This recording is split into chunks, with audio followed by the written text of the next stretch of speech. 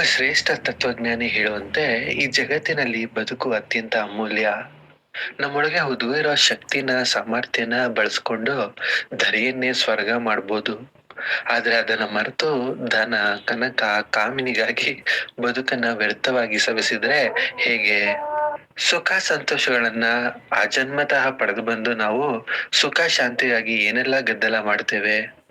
ಶರಣರ ಒಂದು ನುಡಿಯಂತೆ ಅಗಸ ನೀರೊಳಗಿದ್ದು ಬಾಯಾರಿ ಸತ್ತಂತಾಗಿದೆ ನಮ್ಮ ಪರಿಸ್ಥಿತಿ.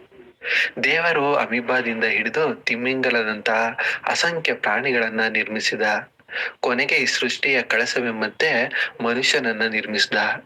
ವಿಶೇಷ ಕಾಣಿಕೆ ಎಂದು ಮನುಷ್ಯನಿಗೆ ನಗು ನಗುತ್ತಾ ಇರೋ ಕಲೆನ ಕೊಟ್ಟು ಕಳಿಸ್ದ. ಮನುಷ್ಯನು ಪ್ರಪಂಚಕ್ಕೆ ಬರದೇ ತಡ, ಸಂತಸವಾಗಿರೋದನ್ನ ಮರ್ತೇ ಬಿಟ್ಟ. ಸಾಮ್ರಾಜ್ಯಗಳನ್ನ ಕಟ್ಟಿದ, ಘನಘೋರ ಯುದ್ಧಗಳನ್ನ ಮಾಡಿ ಪ್ರಪಂಚವೇ ದಗದಗ ಉರಿಯುವಂತೆ ಮಾಡಿದ.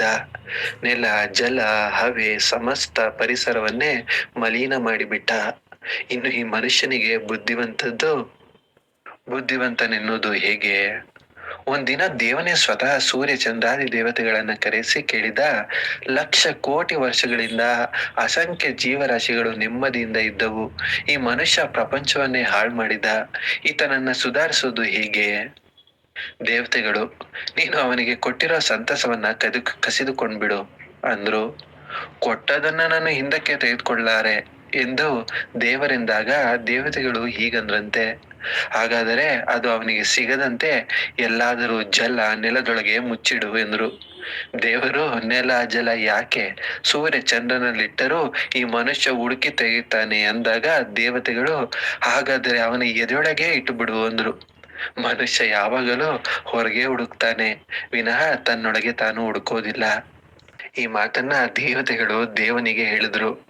ದೇವರಿಗೆ ಈ ಮಾತು ಒಪ್ಪಿಗೆ ಆಯಿತು. ಅಂದಿನಿಂದ ದೇವರು ಈ ಮನುಷ್ಯನ ಎದೆಯೊಳಗೆ ಆತ್ಮಾನಂದ, ಬ್ರಹ್ಮಾನಂದ, ಪರಮ ಆನಂದವನ್ನೇ ಹುದುಗಿಟ್ಟು ಬಿಟ್ಟ ಅಂತ ಒಂದು ಕತೆ ಹೇಳುತ್ತೆ. ನಮ್ಮೊಳಗೆ ಇರುವ ಬ್ರಹ್ಮಾನಂದವನ್ನ ಪಡೆದುಕೊಳ್ಳೋ ಏಕೈಕ ದಾರಿ ಅಂದ್ರೆ ದೇಹ ದೇವಾಲಯವನ್ನ ಅರಿತು ಅನುಭವಿಸಬೇಕು. ಈ ದೇಹವು ಅರಿಯದವರಿಗೆ ಜಡವಸ್ತು, ಅರಿತ ಮಹಾತ್ಮರಿಗೆ ಈ ದೇಹವೇ ದಿವ್ಯಾಲಯ.